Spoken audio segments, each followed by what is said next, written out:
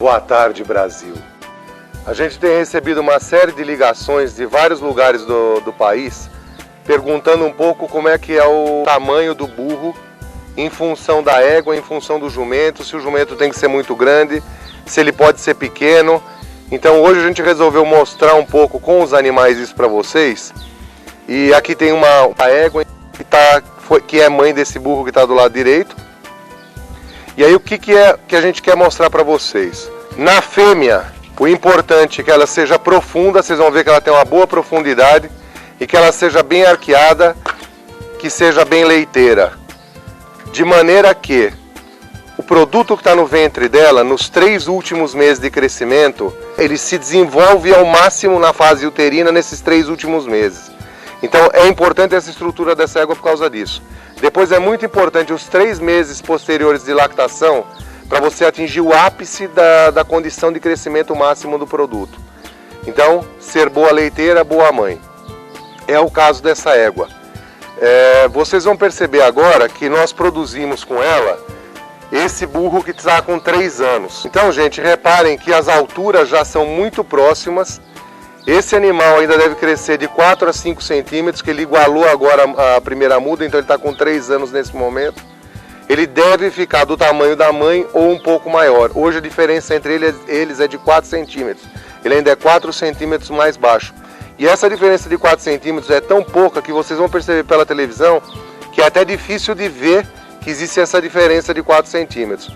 Mas a importância então das mães é essa. Agora, com relação ao jumento, o jumento não sendo muito pequeno, ele tendo qualquer coisa ao redor de 1,30 m, normalmente as éguas produzem com esses jumentos muares que passam a ser no mínimo do tamanho delas. Então, gente, nunca se preocupem muito se o jumento tem 1,30 m ou se ele tem 1,40 m.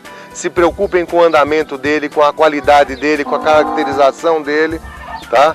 Isso sim é o que importa. E aí você vai fazer uma tropa de muares do jeito que você eleger as suas éguas, ou seja, as éguas também têm que contribuir.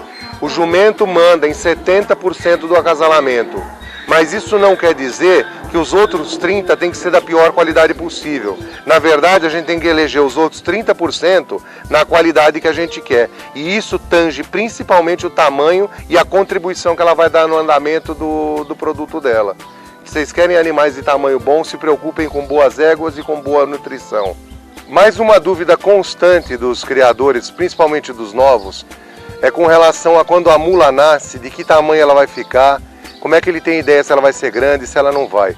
O que acontece é que normalmente os animais crescem com os membros quase da altura do tamanho definitivo.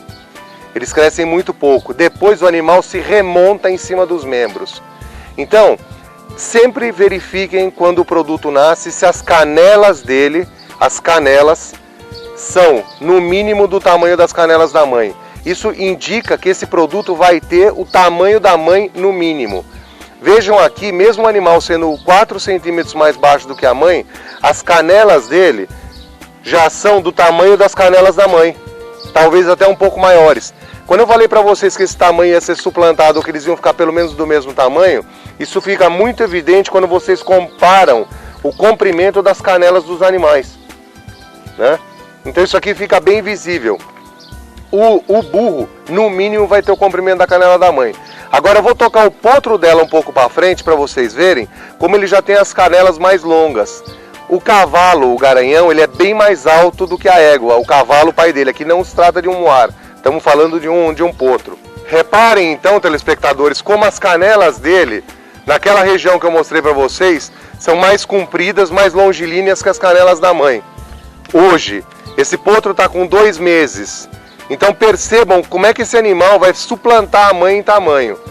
E mais uma coisa, um animal de 3 meses com esse tamanho proporcionalmente em relação à mãe, isso indica que ele vai ter um tamanho bastante satisfatório também para quem gosta de tropa alta. Com relação a crescimento e altura dos muares, em relação às éguas, e de crescimento de potro em relação ao tamanho definitivo, o que a gente tinha para dizer no dia de hoje é só isso, e com isso eu quero encerrar.